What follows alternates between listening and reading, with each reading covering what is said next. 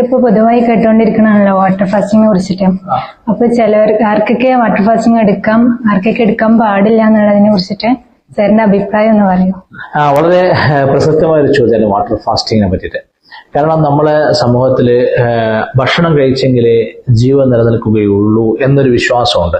അപ്പൊ ദിവസം 3 നേരം ആഹാരം കഴിച്ചെങ്കിലേ ജീവൻ നിലനിൽക്കുന്നുള്ളൂ എന്നൊരു ധാരണ പൊതുവെ എല്ലാവർക്കും ഉണ്ട്. നമ്മൾ ചെറുപ്പത്തിൽ അങ്ങനെ പഠിച്ചു വന്നാണ്.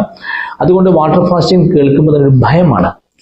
അയ്യോ, ഒന്നും കഴിക്കാണ്ട് ജീവിക്കാൻ പറ്റുമോ, അങ്ങനെ ജീവിക്കാൻ എന്തായിരിക്കും അവസ്ഥ എന്നൊരു ഭയം പൊതുവെ എല്ലാവർക്കും ഉണ്ടാകും. അപ്പൊ നമ്മൾ ശ്രദ്ധിക്കേണ്ട കാര്യം എന്താണെന്ന് ചോദിച്ചു കഴിഞ്ഞാൽ, രോഗികളായ ആളുകൾ അവർക്ക് വിശപ്പ് വളരെ കുറവായിരിക്കും. അപ്പൊ വളരെ ക്രോണിക് ആയിട്ടുള്ള കണ്ടീഷൻസിലുള്ള ആളുകൾ അവർക്ക് വിശപ്പ് വളരെ കുറവായിരിക്കും. അപ്പൊ അവർക്ക് നമ്മൾ സാധാരണ 1 നേരം ആഹാരം അല്ലെങ്കിൽ 2 നേരം മാത്രം ആഹാരം കഴിച്ചാൽ മതി എന്ന് പറയും. അങ്ങനെ 1 ആഴ്ച 2 ആഴ്ച 3 ആഴ്ചയ്ക്ക് ശേഷം പോലും അവർക്ക് വേണ്ട രീതിയിൽ രോഗം പ്രശ്നങ്ങൾ കുറയുന്നില്ല. അങ്ങനെ വരുമ്പോൾ അവരോട് വാട്ടർ ഫാസ്റ്റിംഗ് സജസ്റ്റ് ചെയ്യുന്നത് താല്പര്യമുണ്ടെന്ന് ചോദിക്കും. അവർക്ക് താല്പര്യം എടുക്കാം. ഇപ്പൊ എന്താ സംഭവിക്കാന്ന് വെച്ച് കഴിഞ്ഞാൽ, വാട്ടർ ഫാസ്റ്റിംഗ് എന്ന് വെച്ചാൽ ആഹാരത്തിന് പകരം വെള്ളം കുടിക്കുക എന്നാണ് ഓൾറെഡി പറയാം. പക്ഷെ ആഹാരത്തിന് പകരം വെള്ളം കുടിക്കുകയല്ല, ദാഹമുണ്ടെങ്കിലും വിശപ്പുണ്ടെങ്കിലും അല്പം വെള്ളം കുടിക്കുക. അങ്ങനെ ഒരു ദിവസം ഒരു 1/2 ലിറ്റർ വരെ വെള്ളം കുടിക്കാം. ഇതാണ് ഒരു നല്ല കണക്ക്. ഒരുപാട് വെള്ളം കുടിക്കുന്നത് നല്ലതല്ല.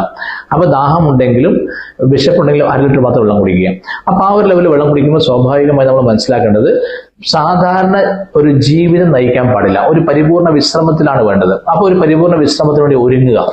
അപ്പൊ വിശ്രമം കൊണ്ട് ഉദ്ദേശിക്കുന്നത് പുറത്ത് ജോലിക്ക് പോകാതിരിക്കുക, വെയിൽ കൊള്ളാതിരിക്കുക, കഠിനമായ അധ്വാനം ചെയ്യാതിരിക്കുക, അങ്ങനെ എന്തെങ്കിലും വീട്ടിന്റെ അകത്തൊക്കെ എന്തെങ്കിലും ചെറിയ കാര്യങ്ങൾ ചെയ്യാന്നല്ലാതെ കഠിനമായ ജോലിയൊന്നും ചെയ്യാതെ അത് പരിപൂർണമായി വിട്ടു നിൽക്കുക. അതുപോലെ തന്നെ പരിപൂർണമായ വിശ്രമം, ചിന്തകൾക്കും അതുപോലെ മൊബൈൽ ഒരുപാട് നോക്കും, ഇതെല്ലാം ഒഴിവാക്കി പരിപൂർണമായി മൊബൈൽ അവോയ്ഡ് ചെയ്യുക, TV അവോയ്ഡ് ചെയ്യുക. ആകെ മൊത്തം ശരീരവും മനസ്സും ഒരു പരിപൂർണമായ വിശ്രമം നൽകുക. ഇതാണ് വാട്ടർ ഫാസ്റ്റിംഗ് കൺസെപ്റ്റ്.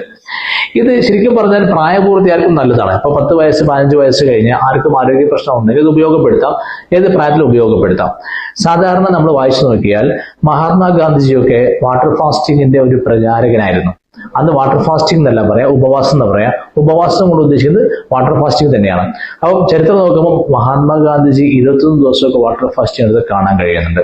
ഇപ്പൊ നമ്മളെ ചികിത്സ എക്സ്പീരിയൻസിൽ വിട്ടുമാറാത്ത ഒട്ടേറെ ആരോഗ്യ, എസ്പെഷ്യലി ആസ്തമാറ്റിക് ആയിക്കോട്ടെ, അല്ലെങ്കിൽ ജോയിന്റ് പെയിൻ ആയിക്കോട്ടെ, ഇങ്ങനെ ഒട്ടേറെ മാസമുറ സംബന്ധമായ പ്രശ്നങ്ങളായിക്കോട്ടെ, ഇങ്ങനെ ഒട്ടേറെ ഇത്തരം ആരോഗ്യ പ്രശ്നങ്ങൾ ഉണ്ടാവാറുണ്ട്.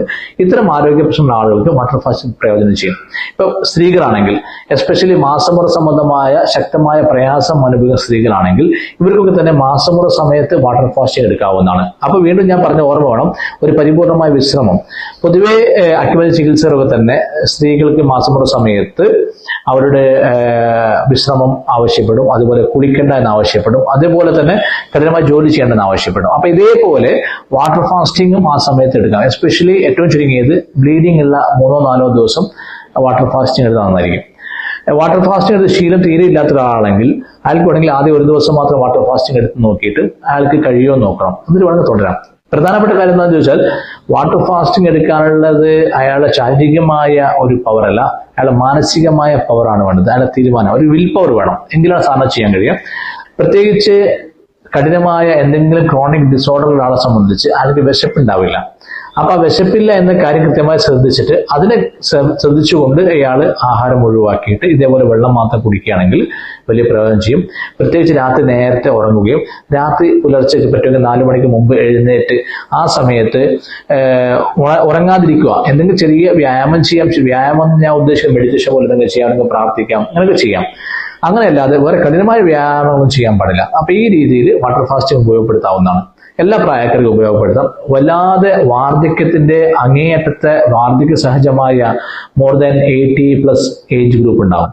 അവർക്ക് വാർദ്ധക്യത്തിന്റെ ഒരു ലെവൽ എത്തിക്കഴിഞ്ഞാൽ അവർക്ക് ബുദ്ധിപരമായ ചില അവ്യക്തതകൾ ഉണ്ടാകും. അത്ര ആളുകൾക്ക് വാട്ടർ ഫാസ്റ്റിംഗ് നല്ലതല്ല. ബാക്കി എല്ലാ പ്രായക്കാർക്കും വാട്ടർ ഫാസ്റ്റിംഗ് പ്രയോജനപ്പെടുത്താം.